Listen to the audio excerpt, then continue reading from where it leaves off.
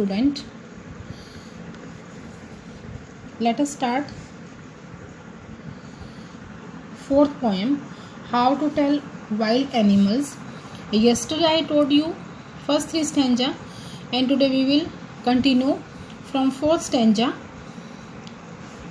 If when you are walking round your yard you meet a creature there who hugs you very very hard, but sure it is a bear. If you have any doubts, I guess he'll give you just one more carcass. Caress. If when you are walking round your yard, अगर आपको अपने yard में घूमते समय you meet a creature. What is creature? Creature means living being. और caress means loving touch. अगर आपको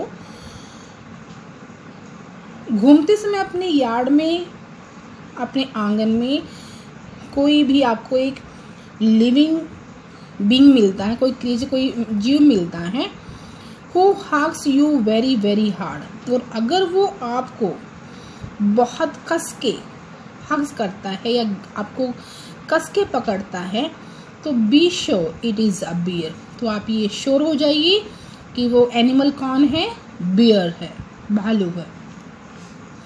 if you have any doubts, और अगर इसके बारे में कोई डाउट लगता है कि वो बियर है, कोई दूसरा एनिमल है, देन आई गेस, इसमें पॉइंट कहती हैं कि he will give you just one more caress, कि वो आपको बार बार क्या करेगा, बार बार आपको लविंग टच करेगा.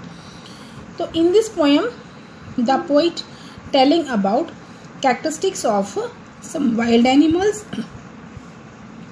अब इसमें एक्चुअली बियर ऐसा करते हैं या नहीं, I don't think so, I am not sure about it.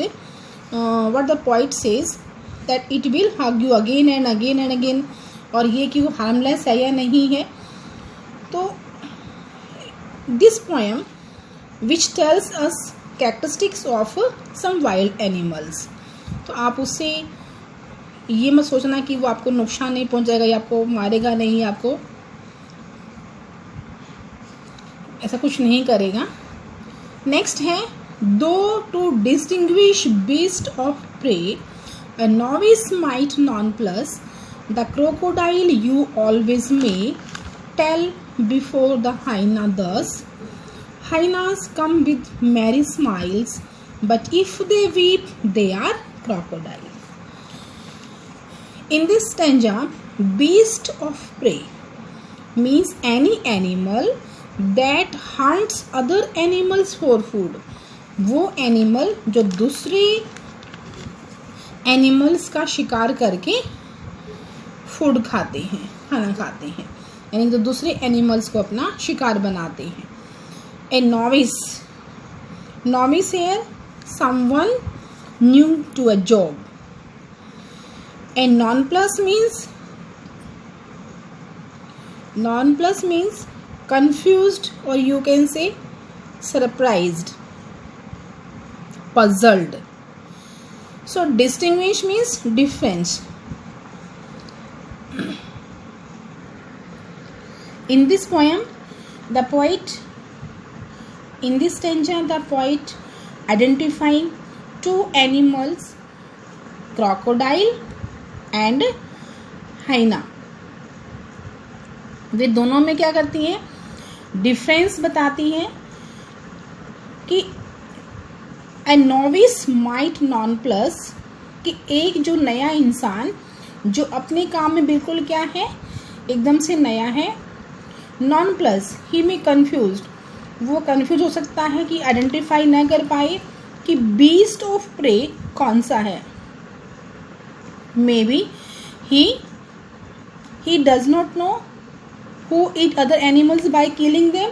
तो पॉइंट कहती हैं कि अगर आपको नॉलेज नहीं है तो आप भी क्या हो सकते हैं, कंफ्यूज हो सकते हैं. But you can identify crocodile and hyena. How?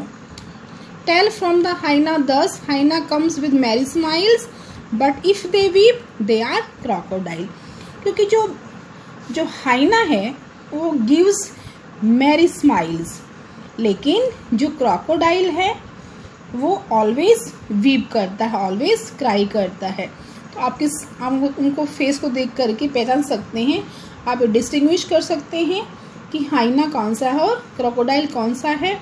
जो हाइना है वो स्माइल करते हैं और अपने खाने को खाते समय, शिकार को खाते समय, और जो रोता है चिल्लाता वो कौन होता है, वो क्रोकोडाइल होता है।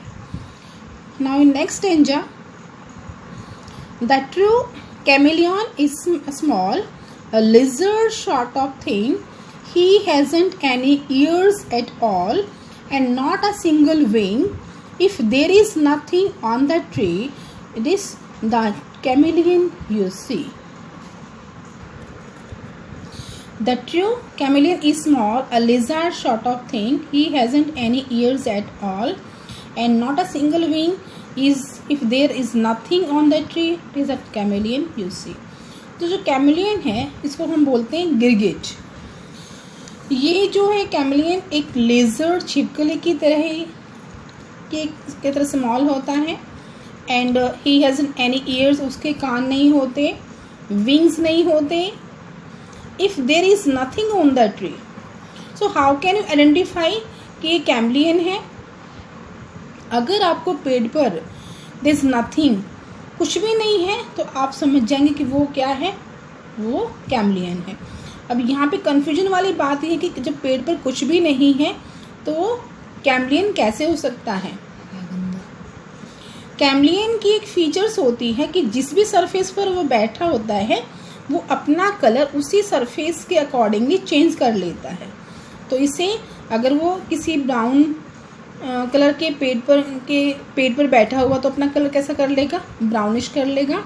तो उससे आप समझ सकते हैं कि वो जो एनिमल है वो क्या है, वो कैमिलियन है।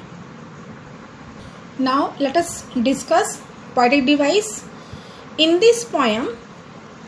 इसमें जो राइम स्कीम है वो कौन सी है। ये राइम स्कीम क्या होती है कि पोएम की लाइंस की जो लास्ट वर्ड है, क्या उसमें कोई म्यूजिकल सिमिलरिटी है नहीं, या कोई पैटर्न फॉलो तो नहीं हो रहा है।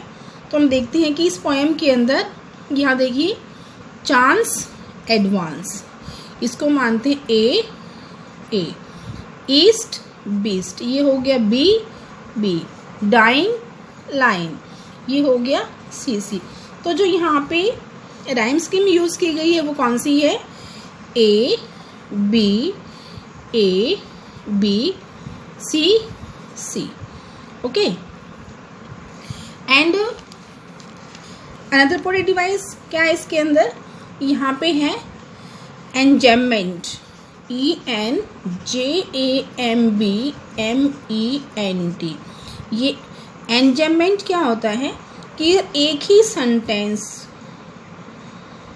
सेंटेंस जो दो लाइनों में चल रहा हो without any punctuation mark at the end of the line. अब देखिए यहाँ पे चांस है, चांस के बाद कोई भी पंक्चुएशन मार्क नहीं है इस लाइन, तो यहाँ पे क्या है, यहाँ पे हमारा क्या है, एम्बेजमेंट है।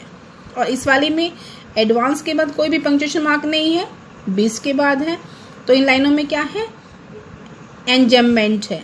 इसके बाद डाइंग के बाद कुछ नहीं है, लाइन में है, तो यहाँ पे क्या है, यहाँ पे भी एंजेममेंट है।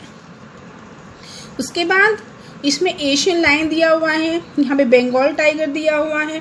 तो ये यहाँ पे कौन सा पोएटिक डिवाइस है, यहाँ पे हमारे पास है एल्यूशन, ALLUSION। एल्यूशन क्या होता है कि जब किसी पर्टिकुलर स्पीसीज को रेफर करते हैं, तो यहाँ बंगाल टाइगर जो है ये सिर्फ बंगाल में ही मिलता है, ऐसे एशियन लाइन जो है वो एशिया में ही मिलता है। तो यहाँ पे जो है किसी पर्टिकुलर स्पीसीज को रेफर किया गया है, तो in that case there is allusion poetic device है। यहाँ पे कहीं कहीं पे जो पूरी की पूरी मोस्टली स्टैंजा में क्या है, यहाँ पे एंजेममेंट यूज़ किया गया है, और यहाँ पे जो राइमिंग स्कीम है वो A B C mostly use की गई है। So student, today you will revise complete poem, complete stanza of the poem. Tomorrow we will discuss exercise question of this poem. Thank you.